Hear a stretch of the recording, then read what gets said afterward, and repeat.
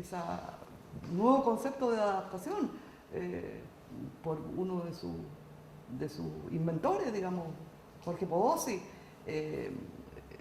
la adaptación como una constante, un concepto que Maturana reconoce explícitamente como procedente de Ischl.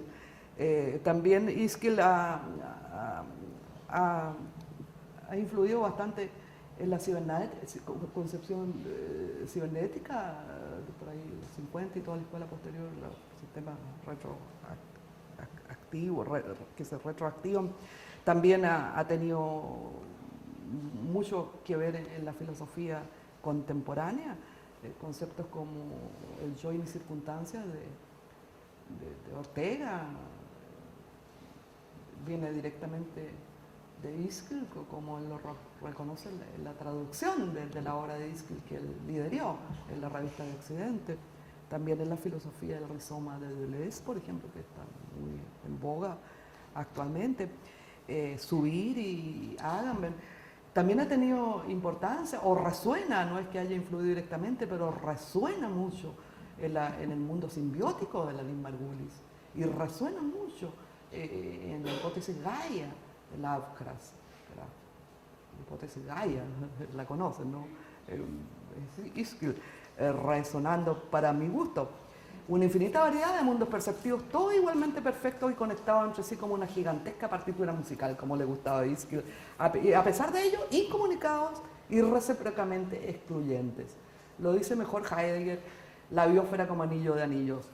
Entrelazamiento recíproco de los anillos de los animales, el mundo circundante, o anillo, como le gusta llamar a Heidegger, que surge del propio pugnar de los animales, evidencia un modo fundamental de ser que es distinto de todo mero estar presente.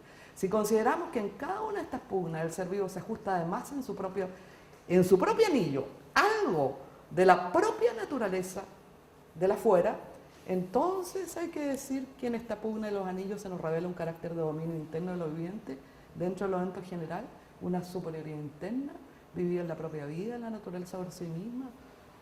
En fin, bonito lo dice Heidegger en el 29. Anillos de anillos, comunidades, biosfera, Gaia. Con esto termino la introducción, parece que llegó la gente, así que ahora voy a empezar la clase.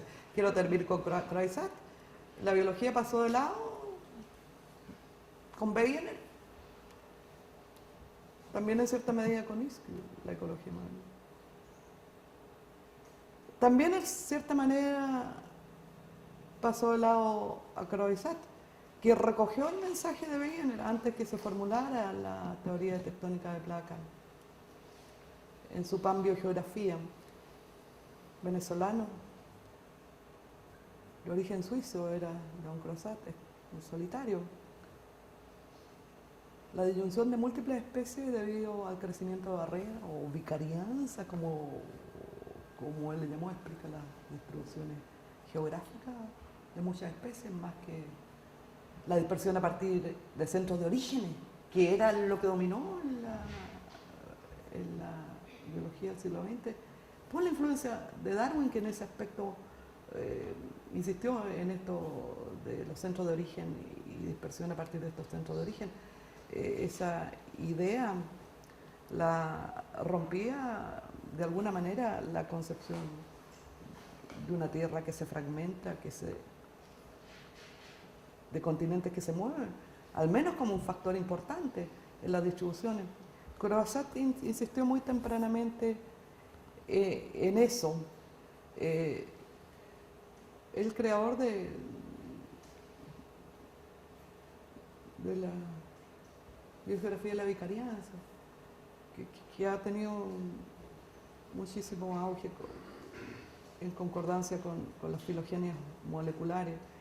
La idea de Croizat más importante es su concepción unitaria del tiempo, el espacio y la biota. Su lema, que insiste en su libro todo el tiempo, espacio, forma, son una unidad indisoluble, constituyen un ámbito unitario. La sistemática, la biogeografía y la evolución constituyen ámbitos que tienen una interconexión recíproca de sus respectivos dominios, configurando así los ejes de una historia natural de la vida, o para decirlo en un lenguaje menos arcaico, los ejes de la historia de la naturaleza biológica o de la biología, si ustedes quieren. Ya, ahora voy a empezar la clase porque ya llegó la gente. Estaba diciéndoles que esta era una introducción porque con Juan no vamos a poder hacer la clase porque quedó varado en Puerto Williams por un conflicto que hay por el gas y los aviones no están saliendo y ha estado toda la semana tratando de viajar y no lo logró.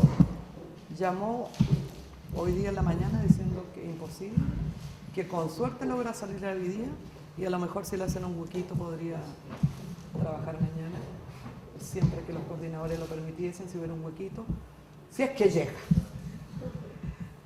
¿Ah? Mala suerte.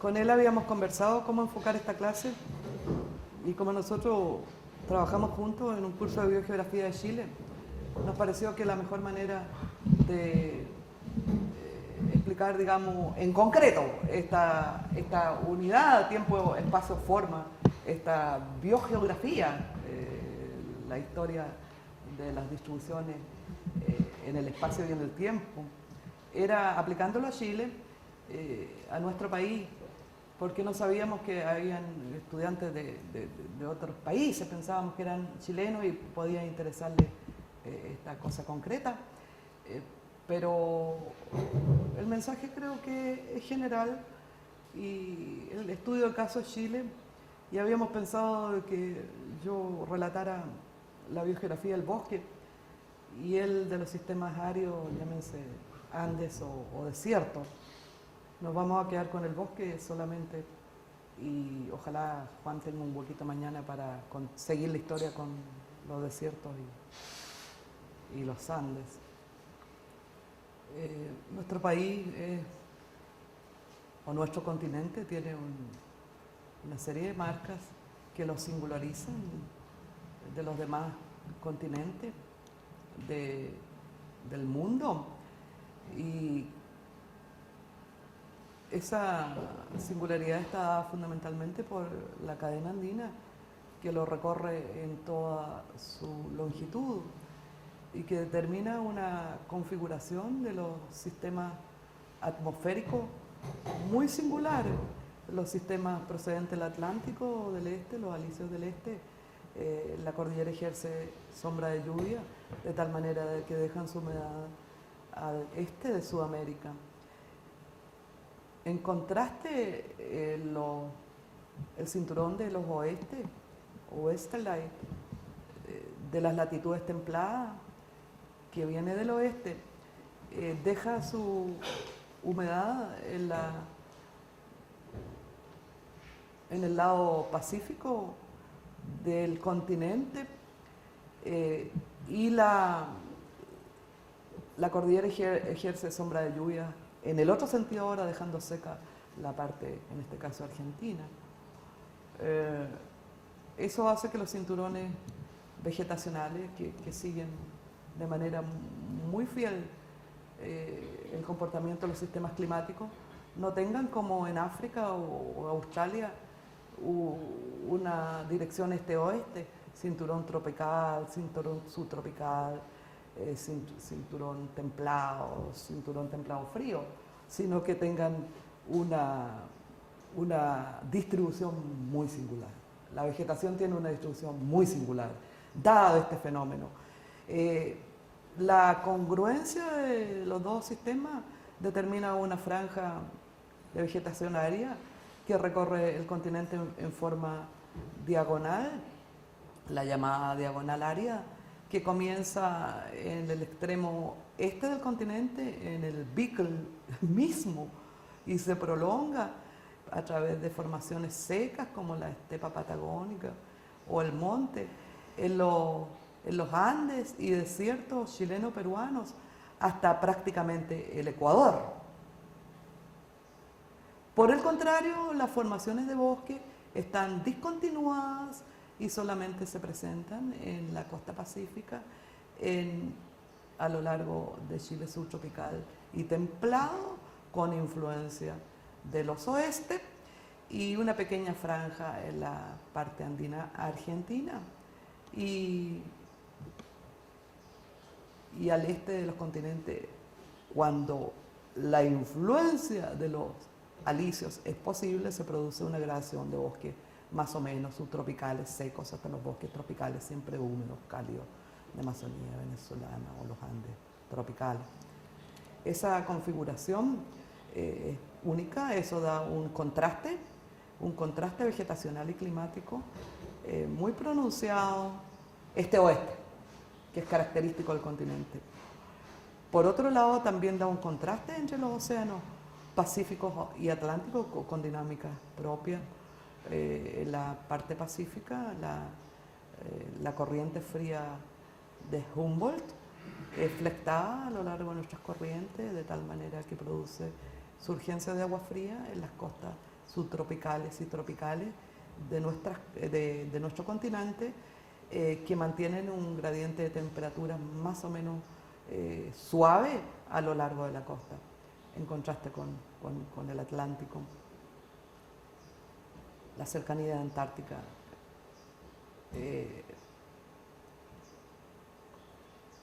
también tiene una importancia grande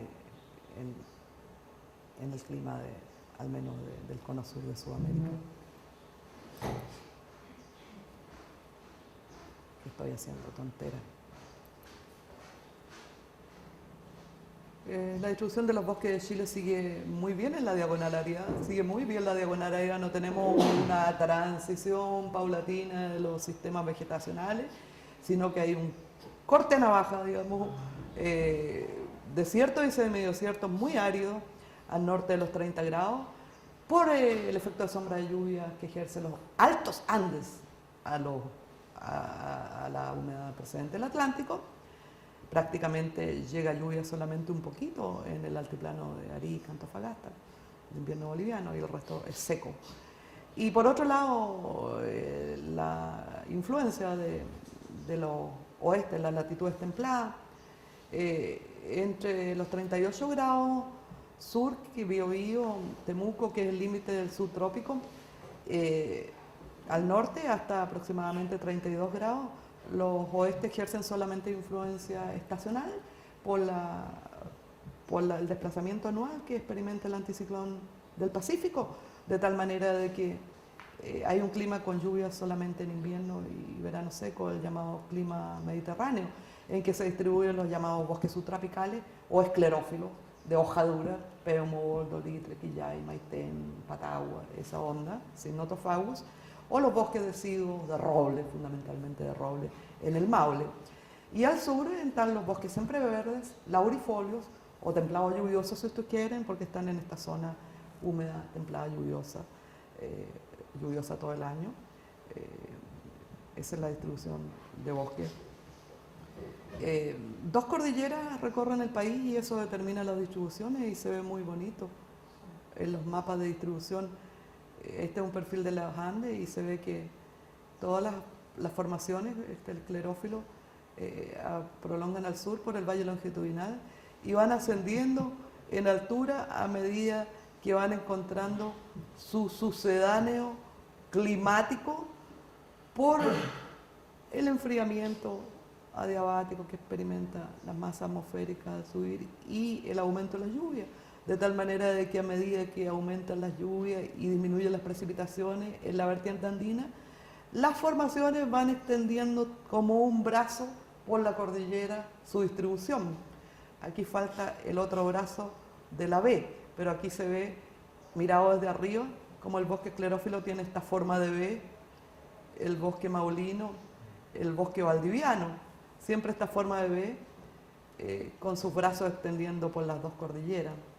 Muy sui generis esta distribución en un país con dos montañas longitudinales. La cordillera de la costa presenta también estas puntas de cerro con una vegetación discontinua, llámense tundras magallánicas, coníferas o roblería, acá en la zona de Valparaíso, en La Campana, El Roble, Chicauma, Cantillana, o bosque relicto, los más boreales de Chile, en la cima de cerros del norte chico, como el Cerro Imán, Santiné, Huentelauquén, Talinay y Fray Jorge, que son los más ricos en especies. Bosques de cima de cerro con neblinas, con una flora húmeda austral, absolutamente distinta de la matriz de formaciones áridas que la circundan, uno de los milagros botánicos más notables de la biogeografía del continente y de Chile. La marca biogeográfica del tiempo profundo en los bosques chilenos, el síndrome de relictualidad, una serie de marcas que indican la antigüedad y el arcaísmo de nuestros bosques, por ejemplo, el alto nivel de endemismo, el aislamiento taxonómico de los linajes, las disyunciones geográficas con distantes territorios, como por ejemplo Australasia, el sur de Brasil. En la marca gotvánica, que costó un poco de tiempo para que se notara en biología. Ahora se nota mucho.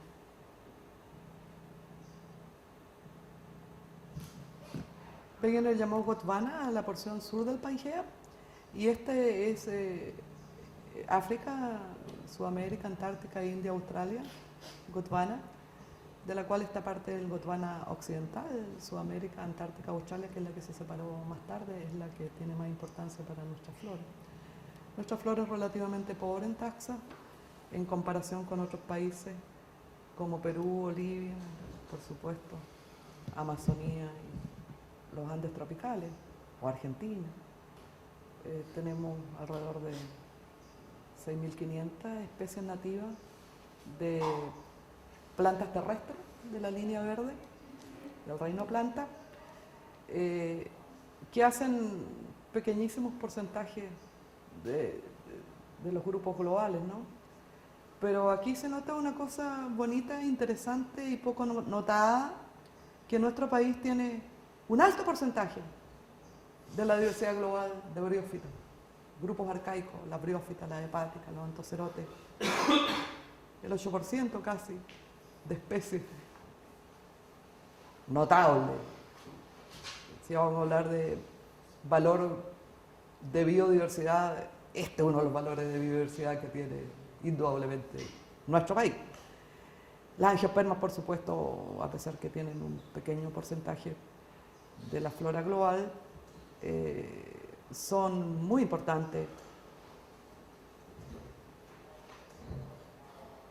por su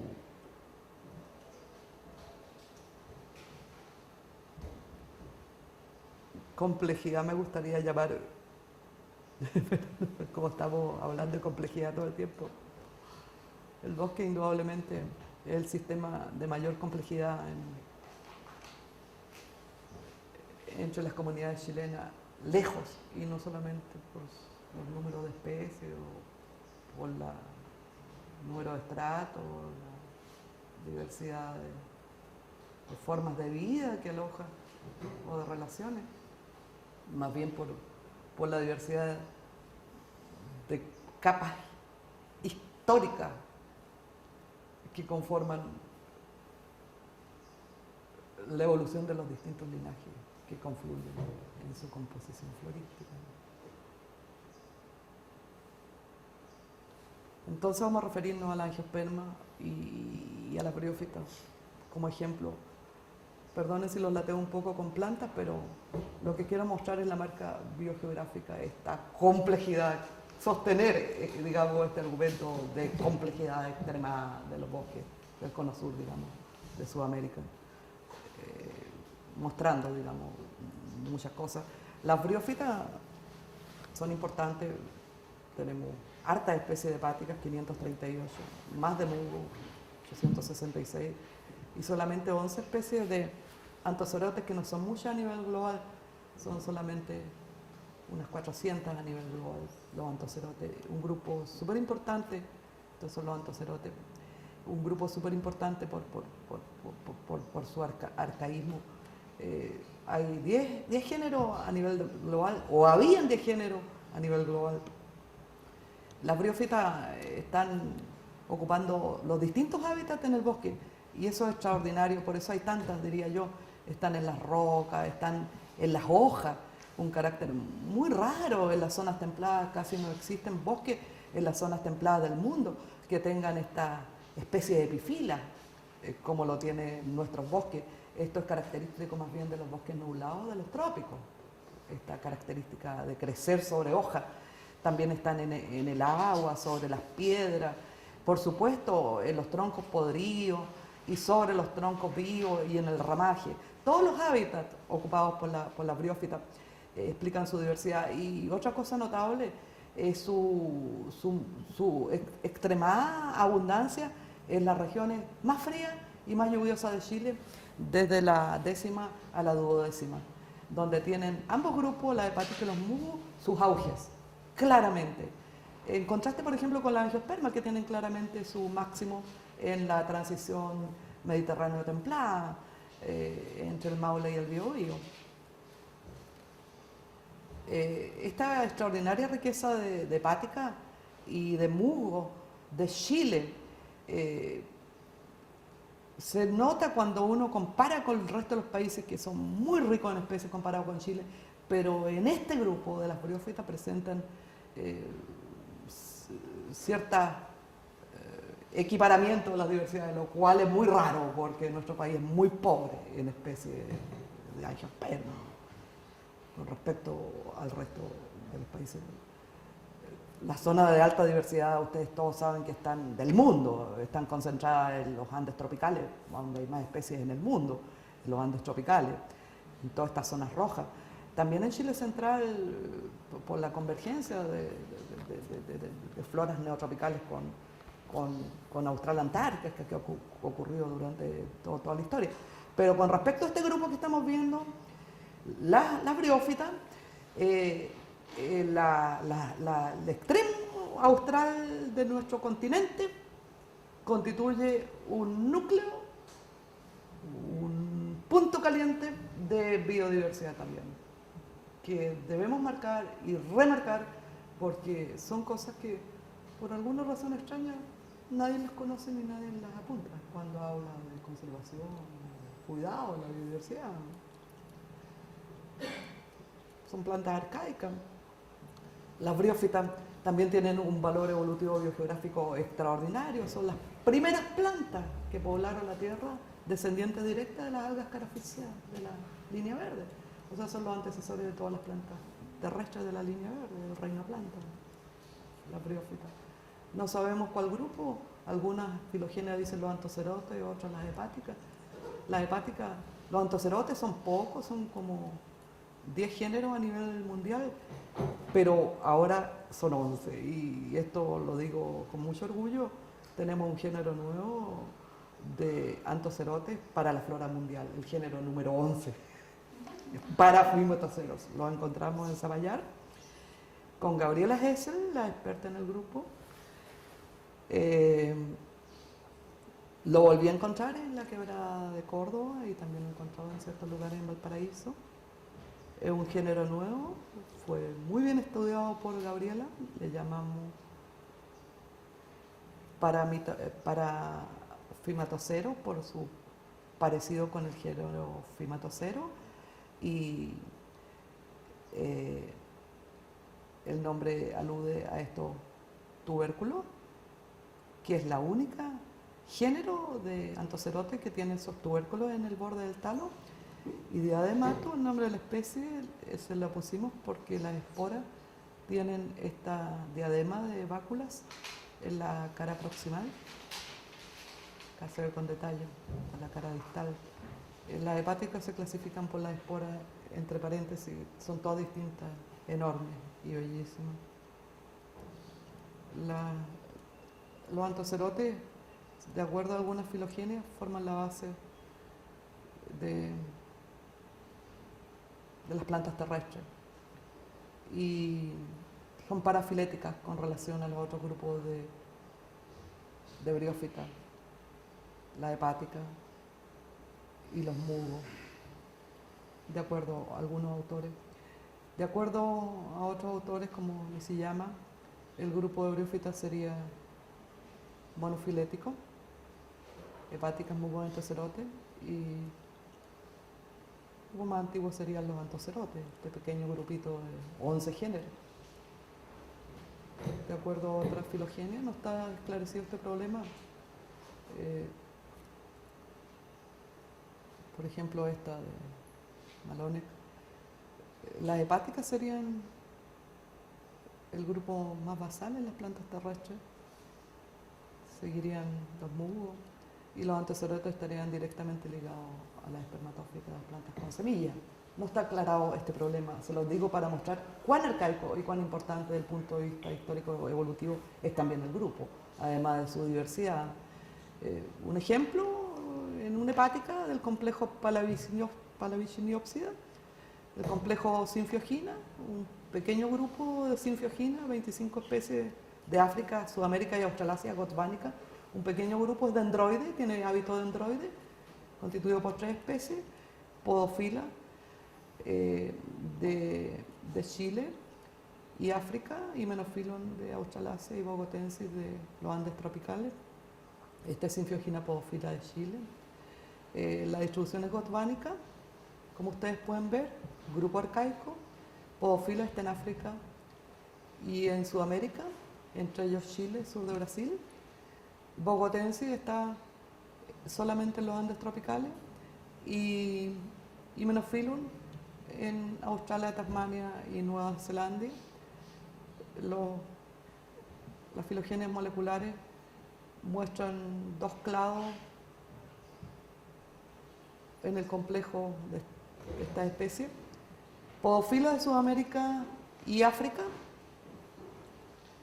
y Menophyllon de Australasia. Interesante, las especies antecesoras de las australasianas sería una especie de Sudamérica, Bogotensis. Distribución gotvánica. Caso Hymenophyton, un poco más reciente, tiene distribución austral-antártica, aquel momento de Gondwana en que estaba unida Sudamérica, Antártica y Australia, y ya se había desprendido África. En negro está la distribución de Palavicinium, de Hymenophytum, que tiene 3 especies también, Pedicelaton en Chile, Flavelaton en Australasia y Leptopodon en Tasmania. Las filogenias moleculares muestran 2 clados, lo mismo, un clado que diferencia el núcleo sudamericano y el otro clado, el núcleo de la especie de Tasmania y Australasia. Lo que sugiere un patrón de distribución continua a lo largo de los territorios de Sudamérica, Antártica y Australasia, y posterior división que separa los 2 núcleos. Hepáticas endémicas tenemos un montón, 18 géneros.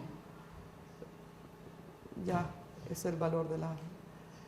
los musgos, dar un ejemplo, los musgos, la familia más bella de musgos chilenos, la Hypopterygiaceae. En general, la familia Hypopterygiaceae tiene 21 especies y 7 géneros. Y en Chile tenemos 2 géneros, que es este bellísimo, el musgo paragua, Hypopterygium twini, y el Lopidium concinum, esos 2 géneros. También tenemos otra especie de Hypopterygium, el Didictyum, y el Hypopterygium arbuscula, que parece un arbolito. En Australasia hay otros Hypopterygium, como este Rotulatum, y hay otros géneros de Hypopterygiaceae que no tenemos acá, como Hypnodendron y Cyatoporum. Las filogenias moleculares muestran que las Hypopterygiaceae, con sus 2 géneros, forman un clado relacionado que une la especie australasiana y chilena del Opidium y de Hypopterygium, pero separan un grupo arcaico constituido por un género o una especie chilena llamada Hypopterygium twini, que no sería un Hypopterygium, estaría muy alejado, y un género australasiano. Interesante porque quedó separada nuestra especie más bella en un género propio, separado, antiguo,